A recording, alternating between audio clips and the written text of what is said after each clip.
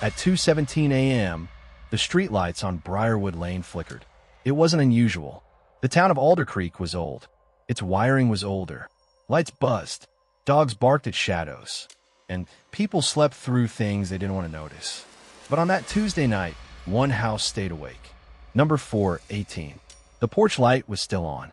Inside, a coffee mug sat untouched on the counter. Steam long gone. The television hummed softly, frozen on a local news replay.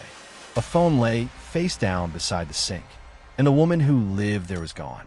Her name was Marian Holt, 34 years old, elementary school librarian, lifelong Alder Creek resident. She had vanished without a sound. No signs of forced entry, no struggle, no goodbye note, just absence. And within 6 weeks, police would quietly stop looking. Alder Creek sat 3 hours from the nearest city, tucked between low hills and a dying river. It was the kind of place where everyone knew your dog's name before they learned your middle one. Marian fit perfectly there. She volunteered at the annual book fair. She waved at joggers she didn't know. She returned shopping carts that weren't hers. People described her with words like steady, kind, forgettable, which made her disappearance impossible to explain. The last confirmed sighting of Marian Holt happened at 8:43 p.m. She was caught on a grainy security camera at Palmer's Market, a family-owned grocery store 2 blocks from her house. She bought bread, milk, a frozen lasagna. She smiled at the cashier.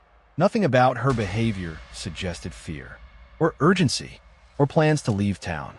The receipt showed she paid in cash. That detail would later matter. When Marian didn't show up for work the next morning, no one panicked. She was rarely late.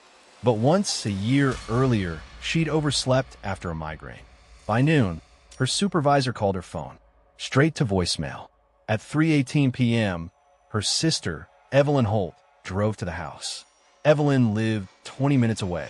She had a key. She used it. Everything looked normal. Too normal. Marian's purse was hanging by the door. Her car was parked in the driveway. Her shoes were neatly lined against the wall. And her phone, still inside. Evelyn called the police at 3:42 p.m. The responding officer, Deputy Aaron Cole, wrote in his report, "Residence secure. No visible signs of distress. Adult female possibly left voluntarily." It was the first time that idea entered the record. Left voluntarily. The initial investigation was brief. Too brief. Police canvassed the block. No one reported screams. No one saw a stranger. No unusual vehicles.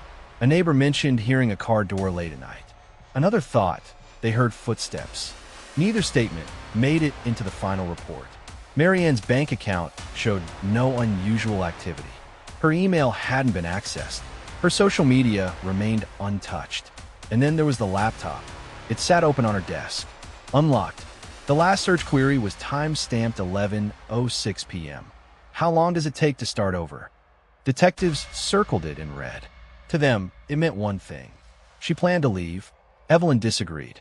Her sister hated uncertainty. She made lists for grocery shopping, color-coded calendars. She cried when plans changed without warning. Marian didn't disappear. She prepared, or so police believed. They interviewed co-workers. No recent conflicts. No romantic entanglements. No signs of depression. Then they spoke to Thomas Reed, Marian's ex-boyfriend. They'd broken up 9 months earlier. Thomas said it was mutual. Marian wanted space. He wanted clarity. The breakup was clean. No restraining orders. No public arguments. But Thomas admitted something else. He'd driven by her house that night, just to see if her light was on. Police questioned him for 40 minutes. They checked his phone, his alibi, his car. Everything lined up. He was released. That was the last serious suspect Alder Creek would ever see. By week 3, the case was no longer considered urgent. By week 4, officers stopped knocking on doors. By week 6, Marian Holt's file was moved from active missing persons to an active voluntary absence. No press conference announced the change. No family was informed ahead of time. Evelyn found out by accident. When a detective failed to return her call, the town adjusted. Flowers wilted on Marian's porch. The news stopped mentioning her name. Her house went quiet. But something about the night she vanished didn't sit right. because there was one detail police barely mentioned. At 2:17 a.m., the same minute the street lights flickered, a traffic camera on Route 6 recorded a single vehicle leaving town. The license plate was unreadable. The driver was never identified, and the footage was mislabeled, filed under the wrong date, and not reviewed again for 4 years. By the time anyone noticed, the case was already forgotten, and whoever knew what really happened that night had learned something important. If you wait long enough, even the truth gives up. 4 years after Mary Ann Holt vanished, a cardboard box surfaced in the evidence room of the Alder Creek Police Department. It wasn't marked urgent. It wasn't even sealed properly. Inside were items from Mary Ann's house that had never been logged. Loose papers, a flash drive, and a small, spiral-bound notebook with a blue cover. The notebook changed everything. But to understand why it mattered, you have to go back. Back to 6 months before Mary Ann disappeared. Mary Ann Holt was not reckless. She avoided confrontation. She paid bills early. She walked the same routes home every day because they felt safe, which is why her coworkers noticed the change. At first, it was subtle. She started locking her office door during lunch. She'd jump when the phone rang. She stopped staying late. One colleague later told police. It felt like she was bracing for something, like she was waiting for bad news. That statement was never followed up. The first documented sign of trouble appeared in a routine library log. Mary Ann had written a note to herself in the margins of a returned book list. Just 3 words. Don't trust him. No name. No explanation. When police found it, they dismissed it as a reminder about a damaged book. They never asked who him was. In the weeks that followed, Mary Ann began altering her habits. She changed her jogging route. She started parking under streetlights. She asked a neighbor to collect her mail when she traveled, even for one night. She also visited the Alder Creek Municipal Building. Twice. According to sign-in records, she requested copies of property access maps for Briarwood Lane. Sewer access. Utility corridors. It was unusual, but not illegal. No one questioned her reason. Then there were the calls. Between May and August, Mary Ann placed 6 calls to the non-emergency police line. None lasted longer than 2 minutes. No official reports were filed, but call logs showed a pattern. She would begin speaking, then stop, then hang up. On the final call, she said only one sentence before disconnecting. "I think someone is watching my house." When police finally reviewed the calls years later, they chalked it up to anxiety. But Evelyn Holt remembered something else. A conversation that happened 3 days before Mary Ann vanished. They were standing in the kitchen. Mary Ann was washing the same mug over and over. Evelyn asked her what was wrong. Mary Ann didn't answer at first. Then she said, "If something happens to me, don't let them make it look like I ran away." Evelyn laughed it off. She regrets that more than anything. After the case went inactive, Evelyn stopped trusting the police. She started her own search. She boxed up Mary Ann's belongings. She read every email. She printed bank statements. And eventually, she found the notebook. The blue notebook was wedged behind a filing cabinet. Its pages were filled with short entries. Dates, times, descriptions. Nothing dramatic. Just observations. Car idling across the street again. Same headlights. Footsteps outside at 1:40 a.m. stopped when I turned the light on. Mailbox opened. Nothing taken. The final entry was written the day before Mary Ann disappeared. The handwriting was rushed. The ink smeared. He knows I noticed. I shouldn't have looked back. Evelyn brought the notebook to the police. They thanked her. They copied 3 pages and returned it. No forensic analysis. No follow-up interviews. The case remained closed. What police didn't know, what they never asked, was that Mary Ann had recently changed her locks. Twice. The locksmith remembered her. She paid in cash. She asked about reinforced frames. She asked how long it would take someone to get inside if they had access to the utility lines. That question made him uncomfortable. He told no one. Then there was the flash drive, the one found years later in the evidence box. It was labeled in black marker. If I disappear, the drive contained a single audio file, recorded at 1:52 a.m., 25 minutes before the street lights flickered. Mary Ann's voice was calm. Too calm. "I don't know who will hear this, but if you're listening, it means I was right." Someone has been inside my house without forcing the door. They know the layout. They know my routine. And I think I know how. There was a pause. Then she said one last thing. If the police tell you I left on my own, they're wrong. The recording ended there. No noise. No interruption. When investigators finally listened to the file, they ran a background check on every person who had access to utility maps for Briarwood Lane. The list was short, very short, and one name stood out. Not a criminal, not a stranger, but someone who had been inside Mary Ann's house before. Legally, repeatedly, and without raising suspicion. The name on the list wasn't shocking. It was worse than that. It was familiar. Daniel Mercer. For nearly 8 years, Daniel Mercer had been the town's quiet constant. He was Alder Creek's contracted utility inspector.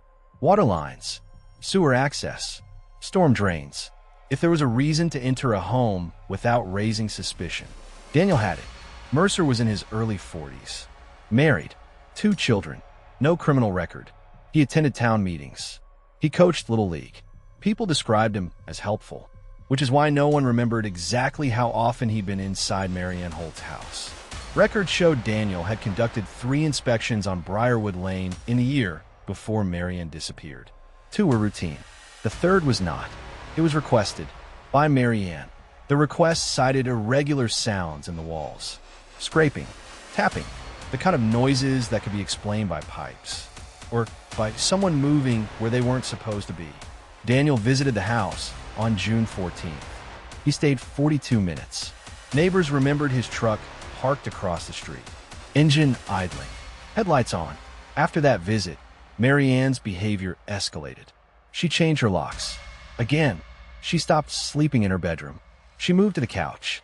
She began recording sounds at night on her phone. When investigators re-interviewed Daniel Mercer years later, he seemed confused. He said he remembered Mary Ann, but not well. Just another inspection, he told them. He claimed he left before dark, that he went straight home, that his wife could confirm it. But the timeline didn't fit. Phone records placed Daniel's device near Briarwood Lane at 1:31 a.m. on the night Mary Ann vanished. He said it was a glitch, a tower error. Investigators had heard that excuse before. More troubling was his access log. Daniel had checked out a master utility key set earlier that week. He returned at the morning after Mary Ann disappeared. No one questioned the delay. When asked why he needed the keys, Daniel said he'd been responding to a water pressure complaint. There was no record of such a complaint. Police searched his home. They found nothing illegal. No weapons. No restraints. No blood. But they did find something else. A notebook. It wasn't blue. It was black. And unlike Mary Ann's, it wasn't about fear. It was about observation. Inside were diagrams, street layouts, utility routes, and handwritten notes. Lights off by 11:30. Dog next door sleeps late. Back door never locked. One page was labeled 418 Briarwood. Daniel said the notebook was work-related. Police didn't press him. They couldn't. The statute of limitations on improper surveillance had expired. And without Mary Ann's body, there was no crime. But then something unexpected happened. A woman came forward. Her name was Lena Carter. She lived 3 blocks from Mary Ann, and she had a story police had never heard. On the night Mary Ann disappeared, Lena had been awake. Her newborn wouldn't sleep.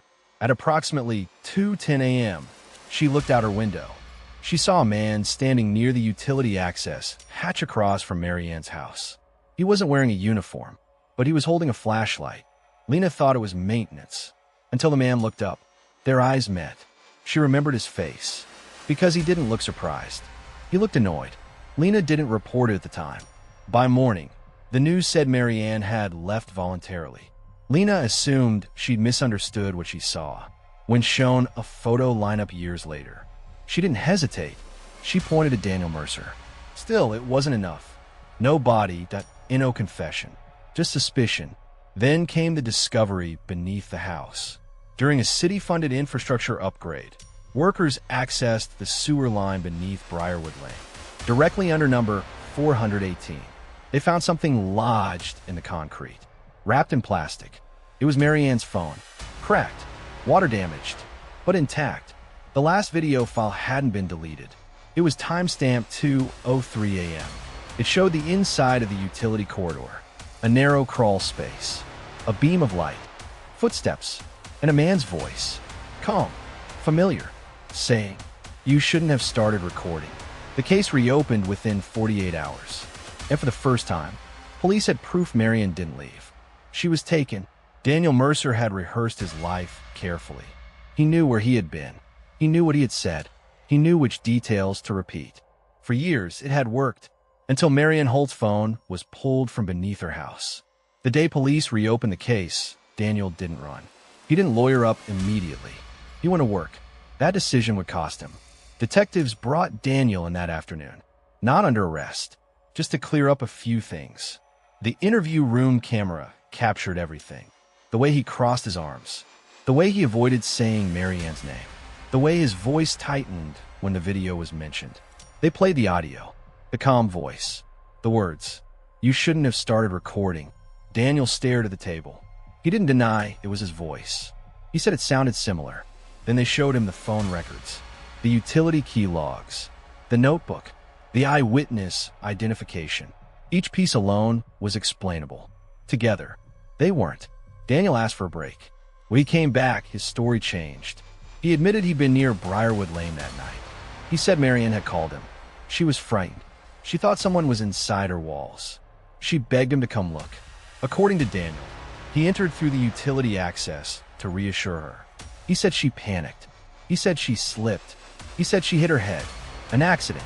But accidents don't explain preparation. They don't explain notebooks. They don't explain surveillance. Detectives pressed him. Why was the phone hidden? Why was the access hatchery sealed? Why did he wait 4 years?